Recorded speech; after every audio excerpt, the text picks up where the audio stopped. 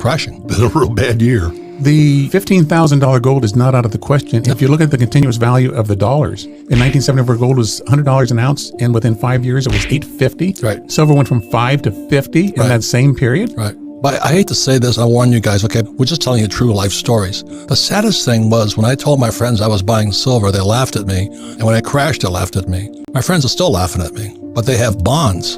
And T-bills and T-bonds are crashing. Brutal. It's blood in the streets. Yeah, because what happened when Nixon took the dollar off the gold standard, the treasury bond became gold, and now it's crashing. And all of these baby boomers with their 401ks full of stocks and bonds, they're not going to be able to retire. That's what I'm afraid of. Our schools have done such a good job telling us, go to school, get a job, and work hard for money, and they're printing it. You got to be crazy. I remember when I was in the middle of all this going, when I was just a little kid, what's going on, what's going on, what's going on? Same thing I'm doing today, what's going on? So this guy says, I borrowed money from my brother-in-law. Would you mind taking my position? So, I mean, I got to collect money from your brother-in-law? Yeah. And where is he? He's in jail? No, I don't think that's counterpart, you know what I mean?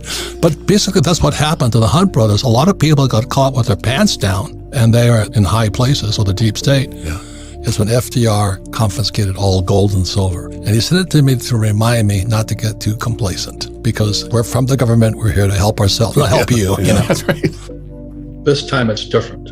This is the new economy. We are just coming out of the longest bull run in history, 11 years. And in 2011, I made the biggest fortunes of my life because that was the MBS, mortgage-backed securities, and the CDO crashes, the real estate crashed. And I backed up the truck. I borrowed $300 million to buy the best real estate all across the Southwest. This is the longest bull market in history.